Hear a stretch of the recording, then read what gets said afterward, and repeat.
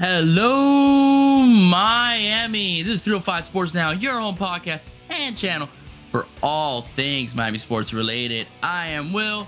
Ladies and gentlemen, in the recruiting world for the Miami Hurricanes, we have a new prediction, and that is five-star defensive lineman out of St. Ignatius High over in Chicago, Illinois.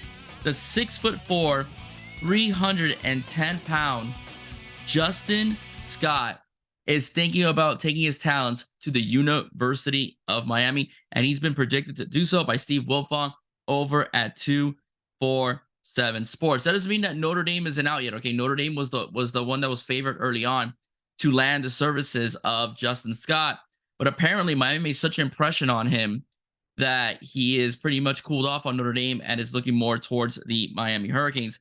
So my job here is to bring you what I think are the upsides of this player and what we could look forward to as Hurricanes fans. And number one, he's tall. All right, he's tall and he's already big. He's already built to be in college football. But he's just a junior in high school at 6'4", 310 pounds. He could easily start if he's talented enough in any NCAA football team. Right, he's just already that big already, and he is talented. Right, he is a two-sport athlete. He played basketball as well.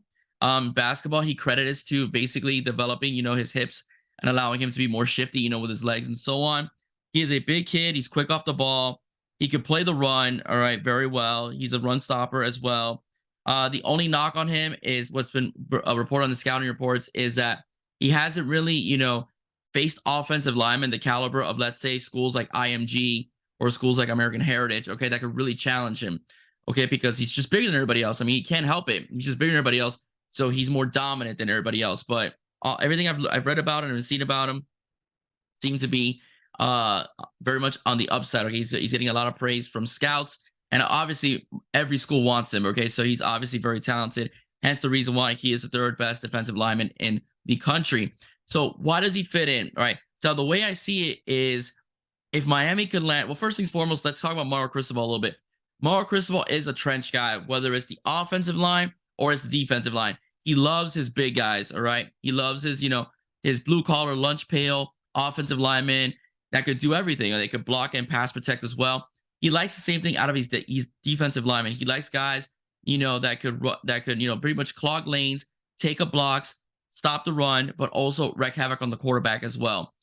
If you could pair him up with David Stone, okay, and David Stone, if David Stone is to come to the U as well, which we've done a story about David Stone already, but if he's to come to the U as well, you would have a nightmarish defensive line. And that's why, if I'm Justin Scott, I really consider the University of Miami, because if you could also get David Stone, even without David Stone, Miami's defensive line would look pretty stacked. But just the pass rushers alone that Miami has been able to recruit will make Justin Scott's life easier, or any interior tackle a lot easier.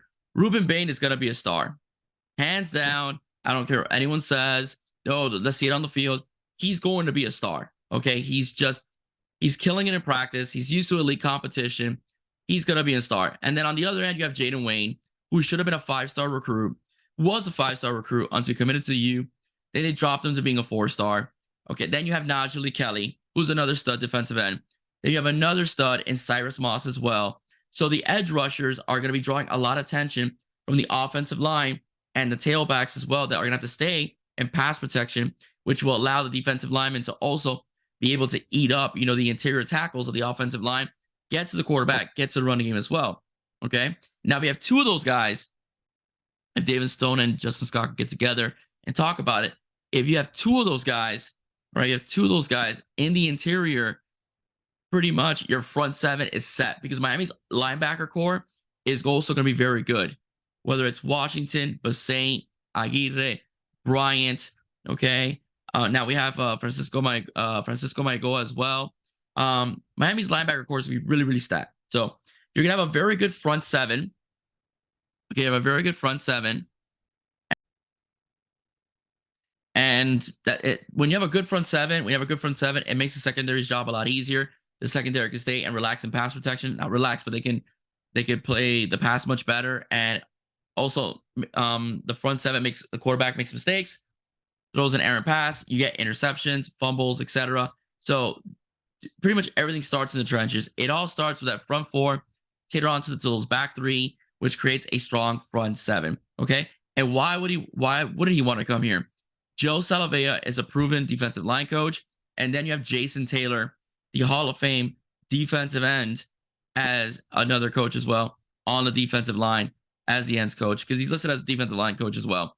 All right. So that's pretty much all I have to say. You're going to be very well coached and very well developed under Mario Cristobal's coaching staff. So why wouldn't he want to come here? Why wouldn't David Stone want to come here? Now there's other schools that could develop you as well. But if you can get those two to commit, but now we're focusing about Justin Scott, but I'm trying to say like you could have a very dangerous defensive line. But again, even with Justin Scott, Miami's defensive line will still be very formidable. All right, everybody, that's it for me. I hope you like what you heard. Please don't forget to like, share, and subscribe to the Five Sports Now. And just to let everybody know, I will be doing a draft episode tomorrow where I'll be covering the Dolphins' second round pick and their third round pick as well. All right, guys, stay safe. God bless. See you soon. Go Canes. Bye-bye.